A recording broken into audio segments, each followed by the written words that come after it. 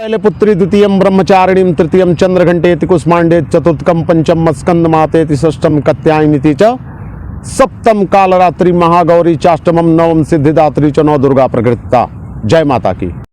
आज नकारात्मकता से सुरक्षा करते हुए अपने जीवन को समग्र रूप से कैसे विकसित किया जा सकता है और इसका महत्व क्या है, क्यों सुरक्षा एक महत्वपूर्ण कंपोनेंट है हमारी जीवन का।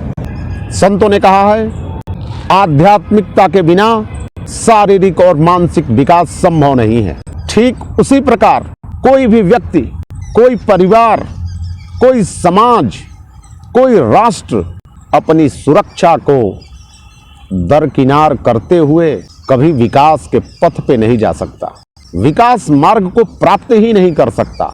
वो चाहे या ना चाहे, सुरक्षा की जरूरत उसको हमेशा पड़ेगी, चाहे वो बौद्धिक रूप से कितना भी ऊंचा हो, अर्थव्यवस्था के रूप में वो कितनी भी बड़ी सोसाइटी हो, या जीवन जीने की कला जैसे हम भारतीयों में है, भारतीय समाज में है कि किन्हीं परिस्थितियों में हम अपने जीवन को सुख में जी लेते हैं, लेकिन फिर भी सुरक्षा नितांत आवश्यक है, चाहे वो स्वयं के लिए हो, परिवार के लिए हो, समाज के लिए हो, राष्ट्र के लिए हो। इसलिए सुरक्षा को कभी भी हम अनदेखा करके विकास कर ही नहीं सकते। विकास सुरक्षित और जिस जगह पे आपको उस जगह का मातृत्व छाया मिलता है, सपोर्ट मिलता है, पॉजिटिव जगह होता है, वहीं आप विकास कर सकते हैं। नकारात्मक जगह पे आप नहीं कर सकते। या नकारात्मक जगह को आप सकारात्मक बनाइए, चाहे जैसे भी। नकारात्मकता जहां से आती है आप उसे हटाइए और फिर विकास के लिए मार्ग प्रशस्त करिए। आज इसी पे हम चर्चा करेंगे। सुरक्षा, नकारात्मकता से सुरक्षा। सुरक्षा आपको हमेशा नकारात्मकता से ही करनी होती है, सकारात्मकता से कभी सुरक्षा नहीं करना होता है। नकारात्मकता की वजह से, जैसे ज्योतिष के माध्यम से हम बात करें, जो आपकी जन्म पत्री या कुंडली में दुर्योग हैं, जो दोष हैं, जो मारक तत्व हैं, उनसे बचाओ। समाज, परिवार, व्यक्ति या खुद की नकारात्मकता से बचाव करते हुए ही हम विकास कर सकते हैं, हम आगे बढ़ सकते हैं, हम समग्र रूप से सफल हो सकते हैं। अगर इस जीवन के घटक को हम अनदेखा करते हैं, इसकी वजह से हमें असमय रोग, व्यसन, शराब, जुआ इत्यादि, नकारात्मक व्यक्तियों का विरोध, नकारात्मक व्यक्तियों, नकारात्मक चीजों से आपको रुकावट मिलती है। तो सुरक्षा बहुत जरूरी है। इस पे हम दुर्गा सप्तशती की बात करते हैं सुरक्षा के लिए। मार्कंडेय ऋषि ने एक बार ब्रह्मा जी से कहा, पहले जान लेते हैं कि मार्कंडेय ऋषि कौन है। मार्कंडेय ऋषि अल्पायु थे। जैसे बच्चे का जन्म होता है तो कुछ विधान है कि भोजन इत्यादि आज कराया जाता है 12वें दिन। तो सप्त ऋषि उसमें आए। सप्त ऋषियों ने भोजन के बाद बच्चे को आशीर्वाद दिया, आयुष्मान भव। तभी ऋषि ने कहा कि ये तो अल्पायु है, आपकी तो जो बात है व्यर्थ चली जाएगी, और आप सप्त ऋषि हैं, आपकी बात व्यर्थ जाना कहाँ उचित है, अब क्या किया जाए। फिर सप्त ऋषियों ने ब्रह्मा जी के पास जाके ये बात कही कि वो बालक अल्पायु है और हमने आयुष्मान भव यानी चिरंजीवी का आशीर्वाद दे दिया है। तो उन्होंने कहा कि भगवान शंकर का महामृत्युंजय का जाप आप उस बालक से कराइए। आगे चल के मार्कंडेय ने छोटी उम्र में ही घोर तपस्या कर दी। शिवलिंग के पास बैठ के और महामृत्युंजय मंत्र का जाप करा। भगवान शंकर प्रसन्न हुए, उन्होंने वर मांगने के लिए कहा। तो मार्कंडेय ऋषि ने कहा मैं अल्पायु हूं। तो भगवान शंकर ने प्रसन्न होकर अपने जीवन का ही एक दिन उनको दे दिया और कुछ व्यक्तियों के साथ, जैसे कि हम जानते हैं कि हनुमान जी चिरंजीवी हैं, कृपाचार्य, अश्वत्थामा, विभीषण, ये अमर हैं। कुछ कथा है इसके पीछे। तो उनमें से मार्कंडेय ऋषि हैं। एक बार और भगवान शिव और पार्वती का बहुत सानिध्य प्राप्त हुआ। एक बार ब्रह्मा जी से उन्होंने पूछा कि इस ब्रह्मांड में इतने मारक तत्व हैं और किसी पल का कोई भरोसा नहीं है, कुछ ऐसा आप बताइए जो आज तक आपने किसी को नहीं बताया हो अपनी सुरक्षा का। तो भगवान ब्रह्मा ने कहा कि इस संसार में, इस ब्रह्मांड में, तीनों लोकों में रक्षा का इससे कोई बड़ा विधान नहीं है, जिसे भगवती के कवच के रूप में जाना जाता है। ओम यद्गुहम परम लोके सर्व रक्षा करम निर्णाम यद्दुम खाते तन्मे बुरी पितामहम अस्तिर गुरुतरम विप्रम सर्वभूतोपकारकम तक्षुणम महामनम प्रथमम शैलपुत्री द्वितीयम ब्रह्मचारिणीम तृतीयम चंद्रघंटेति कुष्मांडे चतुर्थकम पंचम स्कंद मातेति षष्ठम कात्यायनी च सप्तम कालरात्रि महागौरी चाष्टमम नवम सिद्धिदात्री च नव दुर्गा प्रकृता उक्तेतानि नमानि ब्राह्मणे महात्मने अग्निदाम शत्रुमध्यगते ऋणे भीष्मं च भरतं शरणं नाप्तं दुःखने मैस्तुं भक्तां स्मरणं नूनं ते संप्रतिं प्रजायते ये त्वाम स्मरन् देवे संशय प्रेत संसा चामुंडे वाराही महिषासना इंद्रिगत समारोहणं वैष्णवी मरुआसना महेश्वरी विष्णुनाम कुमारी सिकवाहनाम लक्ष्मी पद्यासना देवी पद्यस्ता हरिप्रियाम श्वेत रूपधराम देवी ईश्वरी विष्पानाम ब्राह्मी हंस समारोहणं सर्वाभरण भूतिरामितरे मातरम सर्वा सर्वयोग समन्विताम नानाभरण शोभिताम नाना रत्नोपशोभिताम दृश्यन्ते रथमारूढ़ं देव्यक्रोध समाकुलं संचक्रम गदाम शक्ति हलम च मुसलायुधकम खेटकम तोमरम च परशुपास्मेवं च कुंतायुधं त्रिशूलम च सारंगमायुधमत्तमं दैत्यानां देहिनाशाय भक्तानां भयाय च धारी नित्यं देवानां हिताय ते नमस्तोस्तु महारौद्रे महाघोर पराक्रमे महाबले महोत्से महाभय विनाशिनीं तराहिमां देवी दुरुत्पचे शत्रूणां भयप्रदिनीं पाचेम रचयतु मामेन्द्र अग्नियाम अग्निदेवताम् दक्षिणे अवतु वाराही नैकृत्यम खड़क धारिणी चंपाच कौमारी में सान्यम शूलधारिणी ऊर्ध ब्रह्माणी में रक्षे दस रक्षे चामुंडम सौवाहिनम जय में चक्रतम पातु विजया पातु पितम अजितम वाम परसे दक्षिण च पराजितम सिकोन रक्षण धर्म व्यवस्था मालाधारी लाटे भूरी और मध्यघंटे यम घंटे नाशनिम चक्रमर्दम सरोदर विनाशनिम कपोलो कालिकाम रक्षेत कर्णमूले तु सांकरीम नाचकाम सुगंधाम च उच्चट चर्चिका मधुरे चामृतकलम जीवाम च सरस्वती दंतानाम रक्षत कुमारी कंठ से चंडिकाम घंटिकाम चित्रघंटा च महामाया तालुके कामच्छ माच में सर्वमंगलाम गिरिबाई भद्रकाली च पृष्ठपंच से धनु गिरिबाई वेंकटम नालिकम नचकुबरी स्कंदे खड़क धारणी मत्स्यदंडी नकाचुलेश्वरी रक्षेत कुलेश्वरी अस्तनो रक्षो महादेवी मनाशोक विनाशिनी मृदे ललित देवी उदरे सुलधारिणी आमुंच काम कम गुहाम गुहेश्वरी पूतनाम काम काट्यम भक्ति रक्षि जानु बिंध्यवासिनीम गुल्फी और नारसिंहम पाथपीठ श्री नखांध रक्ष काल के सांस कोट के स्नेम रोम को संतो चंबा के सुनता रक्त मज्जा बसमन सन्यादिस मैदान से पार्वती त्राणितम च मुक्तेश्वरी पद्यावती पद्य को से कपि चूड़ामणि चान्मक ज्वालम वेद्याम सर्वसिंध शुक्रम ब्रह्मांड में रक्षम श्याम चंद्रेश्वरी अहंकारो मनोर उन्नति रक्षम धर्म धारणी प्राणोपान व्यानुदाम सर से रूप गंधे सात पर से जो नारायणी सुदाम आयु रक्षत वाराय धर्म वैष्णवी यशा कीर्ति च लक्ष्मी च विद्या चक्रणी गोत्रादि में द्राण में सुन पुत्राण च महालक्ष्मी भार्य आरक्षत भैरवी पंथानाम सुपताम चेम करित राजद्वारे महालक्ष्मी यम यम चिंतयते कामं तंत प्राप्नोति निश्चितं परमेश्वरं तुले भूतले पुमानं निर्विजायते मर्तस्य संग्रामे पराजितं जीवेत प्रसम संग्रामं मृत्यु विवर्जितं नासन्ति वेदै सर्वभूताभू स्फोटकादय स्थावरं जंगम चक्रतमे च विचारिणि सर्वाणि मंत्रयंत्राणि भूतले भूतरिक्यसि जलजासोपदेशकं सहजाकुल जामाला डाकिनी साकिनी अंतरिक्ष गोडाग्नस्य महाबलं ग्रहभूत पिचाचस्य गंधर्व राक्षस ब्रह्मा राक्षस कुष्मांडव नासन्ति वधिकरम संसौचोजं पुराम यादुमंडे सलबन कानम तावशिचम मेदिनम पुत्र के देहंत परम स्थानम दुर्बलम प्राप्ति निश्चय महामाया प्रसादम लभेत परम रूपम शिवेन समोत्तम दिव्यम कौचम संपूर्णम। जय माता की। तो इस कवच का उन्होंने विधान बताया। उन्होंने ये बताया कि इस ब्रह्मांड में निश्चितता का एकमात्र आश्रय ही ये देवी कवच है, जो ब्रह्मांड में सबसे व्यापक है और जिसका असर कई पीढ़ियों तक रहता है। इसका सार यही है, इस विश्व ब्रह्मांड की जो भी शक्तियां हैं, जैसे हमारी शक्ति यानी ब्रह्मा जी की शक्ति, विष्णु भगवान की शक्ति, शंकर भगवान की शक्ति, इंद्र की शक्ति, अग्नि देवता की शक्ति,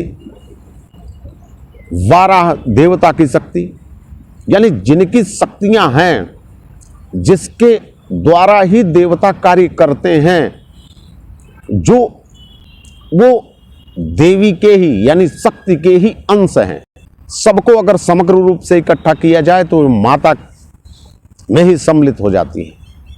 यानी पुरुष और प्रकृति का सिद्धांत यहां दिखता है।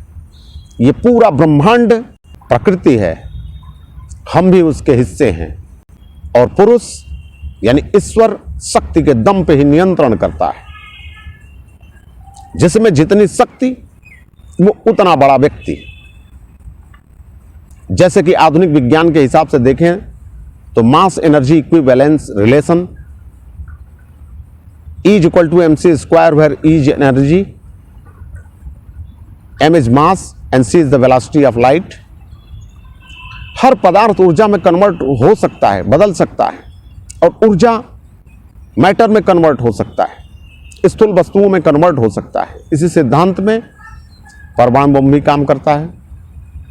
यानी सब कुछ ऊर्जा है, और जीवन में माता के किसके ऊपर कितनी कृपा है उस ऊर्जा से ही पहचानी जाती है। जैसे किसी को विद्या की ऊर्जा है, शक्ति मिली हुई है, किसी को पैसे की शक्ति मिली हुई है, किसी को खानदान की शक्ति मिली हुई है,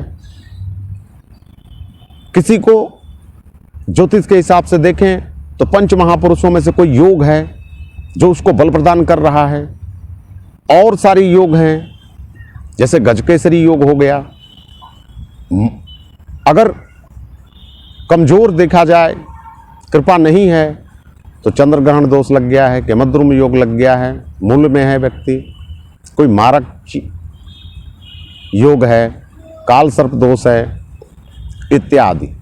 तो इस विश्व ब्रह्मांड के हर वस्तु और उसमें रहने वाले व्यक्ति की योग्यता कितनी है, इससे अर्थव्यवस्था का पता लगता है। जैसे किस परिवार की, किस व्यक्ति की क्या अर्थव्यवस्था है, उसकी योग्यता क्या है और उसके पास साधन क्या है, इससे पता लगता है। इकोनॉमिक जो भी प्रिंसिपल हैं, तो पैसे की शक्ति, बुद्धि की शक्ति, प्रोफेशन की शक्ति, ये शक्ति है। विद्या समस्तास्तो देवी भेदा स्त्रिय समस्ता सकला जगत सुत्व क्या पूरितम वे तत्काते स्तुति परापरोक्ति। इस संसार में हर विद्या ही माता है। या स्वयं सुकृतनाम भवन इसमें लक्ष्मी पापात्मनाम कृध्याम हृदय सुबुद्धि श्रद्धा सताम कुलजन प्रभस्य लज्जाम ताम तो अन्नता अस्म परिपालित देवी विश्वम। कहने का अर्थ ये है, जिस व्यक्ति या परिवार में लज्जा देखी जाती है उसी की कुलीनता रहती है। माता इन्हीं सिद्धांतों से संसार को चलाती है, वही कुल खानदान वाला है, और उसी का कुल कई पीढ़ियों तक चाहे कुछ भी हो जाए उसका नाम रहेगा ही रहेगा। तो सुरक्षा के लिए जरूरी है। दूसरा है शक्तिशाली होना, शक्ति की खोज करना, ऊर्जावान होना। जैसे हम कोई स्कूल कॉलेज में जाते हैं, पढ़ते हैं, तो शक्ति की तलाश में जाते हैं कि हम अपना आगे जीवन इन्हीं शक्तियों के दम पे ही चलाएंगे। मकसद यही होता है। हम बिजनेस करते हैं कि हम इन शक्तियों के दम पे ही अपना समाज में स्थापना करेंगे। ये शक्तियां हैं, इसको बढ़ाना और सिद्धांत सम्मत जीवन को जीना कि ये बना रहे, इसका क्षरण न हो, यही आधार है। अब हम मूल बात करते हैं निगेटिविटी को हटाने की। निगेटिविटी के लिए जो व्यक्ति सबसे पहले अपने को कवच करे और शक्ति की खोज करे, यानी शक्ति को जगाए, यानी मंत्र को जगाए। जगाने के बाद जैसे आप मंत्र को जगाने लगते हैं तो निगेटिविटी आपको रोकती है, आसपास की निगेटिविटी रोकेगी। तो आपके लिए कवच जरूरी है, प्रोटेक्शन जरूरी है। जैसे मान लेते हैं हम आगे बढ़ते ही हैं तो चाहे ना चाहे समाज हमको रोकता है, प्रकृति रोकती है। जैसे हम पढ़ने गए, 10 हमारे मित्र मंडली हैं, हम मन से पढ़ रहे हैं तो उनके तरफ से भी रुकावट आती है, वो घूमने फिरने की बात करेंगे। मतलब समाज स्वीकार नहीं करता। आप लगातार उस अवस्था को बनाए रखेंगे तो धीरे धीरे स्वीकार्यता आ जाती है। ठीक वैसे ही हम मंत्र को जागृत करते हैं, शक्ति की स्थापना उसमें करते हैं, जागृत करते हैं, ऊर्जावान करते हैं, तो निगेटिविटी रोकती है। और आप शक्तिशाली होंगे तो प्रकृति भी आपको चेक करेगी। प्रकृति यानी माता भी आपको चेक करेगी, शक्तियां भी चेक करती हैं। तो अकारण जाने अनजाने निगेटिविटी आपको वैसे ही बाधित करेगी। ऊपर से आपकी जांच पड़ताल भी होगी आपके सामर्थ्य की, योग्यता की, कि आप इस योग्य हैं कि नहीं, पूरे उसके सिद्धांतों का पालन कर रहे हैं कि नहीं कर रहे हैं। फिर आप जब जागृत होते हैं, किसी को निगेटिविटी हटाना है तो पहले मंत्रों के द्वारा उस व्यक्ति से निगेटिविटी को हटाइए। जैसे हाथ में लौंग लिया और मंत्र को पढ़ना शुरू किया, अपना कवच तो लगा ही रहता है, व्यक्ति का रोज करता है, और फिर उसको दिया खाने के लिए मान लेते हैं, यंत्र जागृत किया, उसको पहनाया, निगेटिविटी हट जाएगी। तुरंत उसके ऊपर कवच लगाइए आप कि फिर वापस ना आए, और यंत्र को इतना जागृत करिए कि वो व्यक्ति खुद ऊर्जावान हो जाए और कुछ दिन उसके बाद शरीर में ऊर्जा की स्थापना हो जाए, ऊर्जा का स्रोत हो जाए, वो खुद आगे बढ़ने लगेगा। फिर इस दुनिया में, इस जीवन में कभी उसको निगेटिविटी फटकेगी नहीं, फटकेगी तो अपने आप वो चली जाएगी, उसका कहीं आश्रय नहीं मिलेगा। तो यही विधान है, ये इशारा मात्र है। कोई भी व्यक्ति जीवन में गिर गया है, टूट सा गया है, बिजनेस व्यापार गिर गया है, रोगों से परेशान हो गया, मुकदमों में उलझ गया है, और कहीं से भी संभावना नहीं दिख रहा है कि वो उसका जीवन जीवंत तो हो जाए या और उससे, उस परिस्थिति से निकल करके वो स्वस्थ जीवन को जिए, तो आप हमसे संपर्क कर सकते हैं। निश्चित ही आपको चला दिया जाएगा, विद्युत शक्ति से आपको एक बार जीवंत कर दिया जाएगा। माता का एक मंत्र है जो विद्युत के रूप में कार्य करता है। विद्युताम संप्रभाम मृगतपति स्कंदे स्थिताम भीषणाम कन्या विकर बाल खेट विलसता शिविरा सेविताम हस्त चक्र गदा असिखेट विशाखस चापम गुणम तर्जनीम ब्रभ्राणात मननात्मिकाम सिद्धराम दुर्गाम त्रिनेत्राम भज मंत्राणाम मातृका देवी शब्दानाम ज्ञान रूपिणीम ज्ञानानाम चिन्मयातीतम शून्यानाम शून्य साक्षिणी मत्स्याम परतरम नासी सहसाम दुर्गाम प्रकृतिताम। निश्चित ही उसका जीवन चलायमान हो जाएगा, उसकी व्यवस्था चलायमान हो जाएगी। जिस झंझावात में वो फंसा है उससे निकल जाएगा, उसमें तीव्रता आ जाएगी, चैतन्यता आ जाएगी, और उसके कार्य करने की इंटेंसिटी बढ़ जाएगी। नौकरी में, नेता नगरी में ही जीत नहीं होती कि आप जीत गए चुनाव में। राजसत्ता हमेशा जीत के प्राप्त की जाती है। अपने प्रतिद्वंदियों पर हमेशा हावी होके ही आप अपनी स्थापना कर सकते हैं, अपने आप को स्थापित कर सकते हैं, चाहे नौकरी हो। जैसे कुछ लोग व्यक्ति मिलते हैं कि नौकरी तो कर रहे हैं लेकिन प्रमोशन नहीं होता। प्रमोशन और सारे लोगों पर आपको जीत दर्ज करके ही, अपने आप को स्थापित करके ही प्रमोट करना होगा, तभी प्रमोशन होता है। कहीं भी हैं, किसी भी क्षेत्र में हैं, आपकी सत्ता चलनी चाहिए। जैसे मान लीजिए किसी ऑफिस में हैं और कोई अधिकारी हैं, वहाँ आपकी सत्ता नहीं चल रही है, कुछ लोग वहीं अपनी सत्ता चलाते हैं कि यहाँ तो इन्हीं की चलती है, इन्हीं को लोग जानते हैं, चाहे वो छोटे पोस्ट पे हो, बड़े पोस्ट पे हो। चुनाव राजसत्ता की ही विद्या है। ये राजसत्ता हमेशा जीत के प्राप्त की जाती है, प्रतिद्वंदियों पर जीत दर्ज करके ही की जाती है, चाहे खेलकूद प्रतियोगिता हो, मुकदमा हो। और सबसे बड़ी चीज है कि आपका पक्ष सत्य का होना चाहिए, और सत्य के दम पे आप द्वंद्वियों पे आप हमेशा विजय प्राप्त करके, जीत दर्ज करके ही अपनी सत्ता को स्थापित कर सकते हैं। तो निगेटिविटी पे भी पॉजिटिविटी की जीत दर्ज करके ही हो सकती है। एक दूसरे के विरोधी हैं, आप उससे मजबूत और शक्तिशाली हैं तो निश्चित ही वो आपसे दूर भाग जाएगी। यही सिद्धांत कार्य करता है दुनिया में हर जगह। तो किसी परिस्थिति में आप हैं जहां से आप निकल नहीं पा रहे हैं, तो आप खुद करिए।